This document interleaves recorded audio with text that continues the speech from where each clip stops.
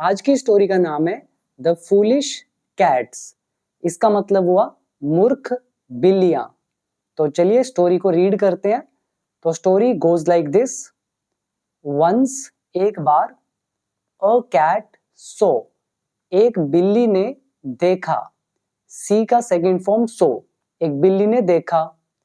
क्या देखा? A piece of bread, एक ब्रेड का टुकड़ा। लाइंग, पड़े हुए। कहां पर? ऑन द रोड, सड़क पर। तो यहाँ पे सो वर्ब की सेकंड फॉर्म, कैट यहाँ पे सब्जेक्ट है, तो ये हमारा टेंस हुआ पास्ट इंडेफिनिट। तो एक बार बिल्ली ने सड़क पर पड़ा हुआ देखा अ पीस ऑफ ब्रेड, एक रोटी का टुकड़ा या ब्रेड का टुकड़ा। अनदर कैट, दूसरी बिल्ली।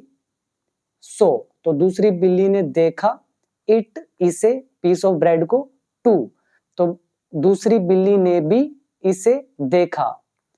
अनदर कैट सब्जेक्ट, सो यहाँ पे वर्ब की सेकंड फॉर्म, और टू का मतलब यहाँ पर है भी, मतलब ऑल्सो। एंड बोथ, और दोनों ने। पाउंस्ड, पाउंस का मतलब होता है झपट्टा मारना, तो दोनों ने झपट्टा मारा अपॉन इट, इस टुकड़े पर। एट द सेम टाइम, एक साथ। तो यहाँ पे आप वर्ड याद कर सकते हैं। लाइंग का मतलब होता है लेटी हुई पोजीशन में, यानी कि पड़े हुए। टू का मतलब होता है भी। पाउंस अपॉन का मतलब होता है किसी चीज पर झपट्टा मारना। एट द सेम टाइम, एक ही समय पर। आगे है द कैट्स बिगेन, तो बिल्लियों ने शुरू कर दिया। फाइटिंग, लड़ना, तो बिल्लियां लड़ने लगी। तो बिगिन की सेकंड फॉर्म होती है began, this is past indefinite. After some time, कुछ समय बाद। द फर्स्ट कैट, पहली बिल्ली ने। सजेस्टेड, सुझाव दिया। सजेस्ट का मतलब होता है सुझाव देना, तो कुछ देर बाद पहली बिल्ली ने सुझाव दिया दैट की दे शुड डिवाइड, कि उनको डिवाइड कर लेना चाहिए, बांट लेना चाहिए। द ब्रेड, उस ब्रेड को। इनटू टू इक्वल पीसेस, दो बराबर हिस्सों में। मीनवाइल, इतने में। ये वर्ड आपको याद करना चाहिए, मीनवाइल या फिर इन द मीन टाइम। इसका मतलब होता है इतनी देर में या इतने में। और यहाँ पे ऊपर वर्ड याद करना चाहिए सजेस्ट, इसका मतलब होता है सुझाव देना। तो कह रहे हैं कि कुछ देर बाद पहली बिल्ली ने सुझाव दिया कि उन्हें ब्रेड को बांट लेना चाहिए टू इक्वल पीसेस में। और इतनी देर में क्या हुआ? अ मंकी केम देयर, एक बंदर वहां पर आ गया। तो a monkey subject, came verb की सेकंड फॉर्म, तो एक बंदर वहां पर आ गया। The cats asked the monkey, तो बिल्लियों ने मंकी से कहा। आस्क का मतलब पूछना, लेकिन जब कोई व्यक्ति किसी से या कोई भी किसी से कुछ करने के लिए कहता है, तो कहने के लिए हम से की जगह यूज करते हैं आस्क का। तो बिल्लियों ने मंकी से कहा टू डिवाइड, कि वो बांट दे। द ब्रेड, उस ब्रेड को। इनटू टू इक्वल हाफ्स, दो हिस्सों में। तो ये देखिए HALVES, तो हाफ होता है HALF, एफ को हटाकर लगा है VES। तो जो मेरा वीडियो नंबर 4 है, सिंगुलर एंड प्लूरल नाउन, मेरे कोर्स में, तो वो वीडियो आप देख लीजिएगा, आपको समझ में आएगा ये रूल कैसे लगते हैं। तो ये जो कोर्स है उसके बारे में आपको एंड में पता चल जाएगा, अभी फोकस कीजिए स्टोरी पर। तो बिल्लियों ने मंकी को कहा कि वो इस ब्रेड को दो हिस्सों में बांट दे।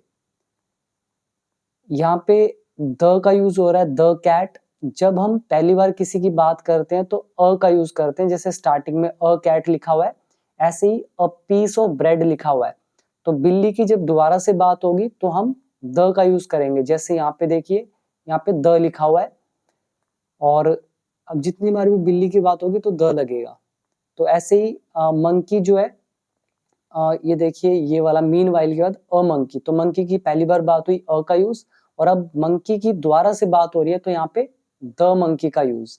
ऐसे ही ब्रेड का यहाँ पे जिक्र दोबारा से हुआ तो द ब्रेड, और यहाँ पर भी डिवाइड द ब्रेड।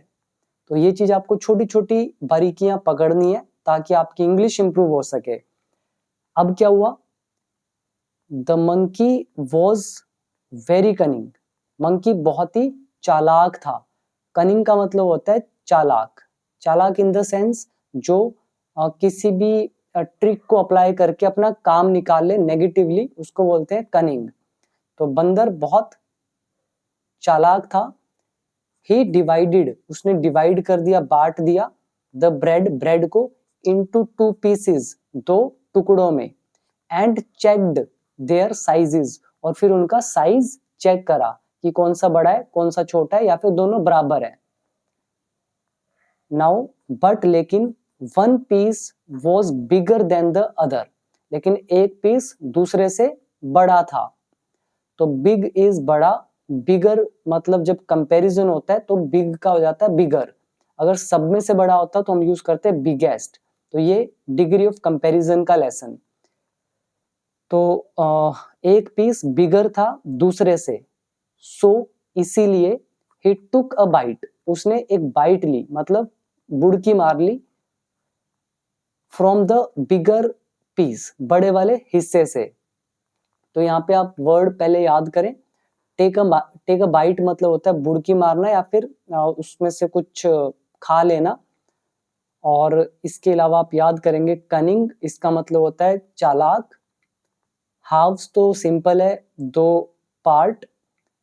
और इसके अलावा आप याद कर सकते हैं बिगर देन, जब कंपैरिजन करते हैं दो चीजों का, बिग का बिगर।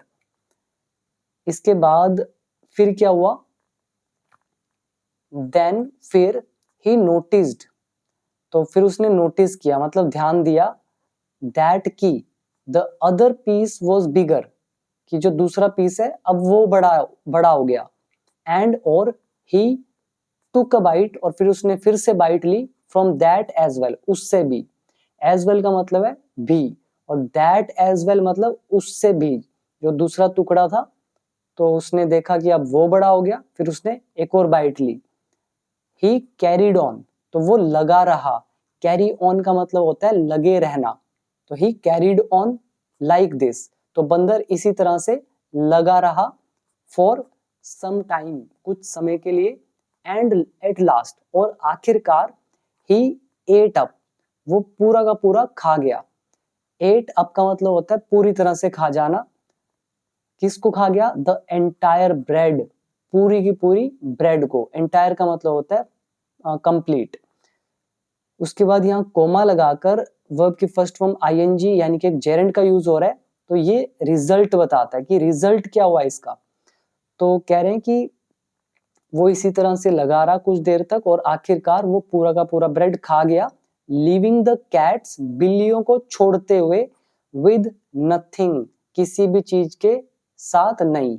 इसका मतलब है बिल्लियों के पास कुछ भी नहीं बचा। Living the cats with nothing मतलब उनके पास कुछ भी नहीं छूटा, कुछ भी नहीं बचा।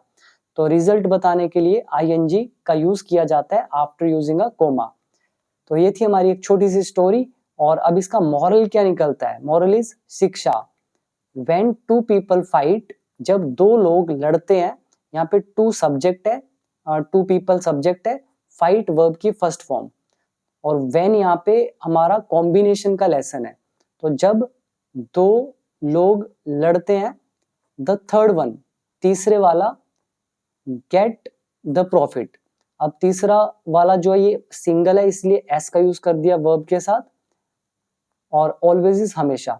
तो दो लोगों की लड़ाई में तीसरा हमेशा फायदा उठाता है। So this is the story. I hope आपको पसंद आई होगी। और अगर आप में से कोई भी इंग्लिश सीखना चाहता है तो आपको मैंने नीचे डिस्क्रिप्शन बॉक्स में लिंक दे रखा है। पूरी इंग्लिश मैंने वहां पे सिखाई है आपको। मेरा ऐप का नाम है बिकम इंग्लिश चैंपियन। आप सीधा नीचे लिंक दिया हुआ है, वहां से इसको ज्वाइन कर सकते हैं कोर्स को। बाकी डिटेल आपके सामने है। इसका प्राइस है 799 फॉर 1 ईयर, जहाँ पे पूरी इंग्लिश आप बेसिक टू एडवांस लेवल तक सीख सकते हैं और इस लायक बन सकते हैं कि आप स्पीकिंग भी कर सकते हैं, रीडिंग भी कर सकते हैं, and you can do what ever you want, right.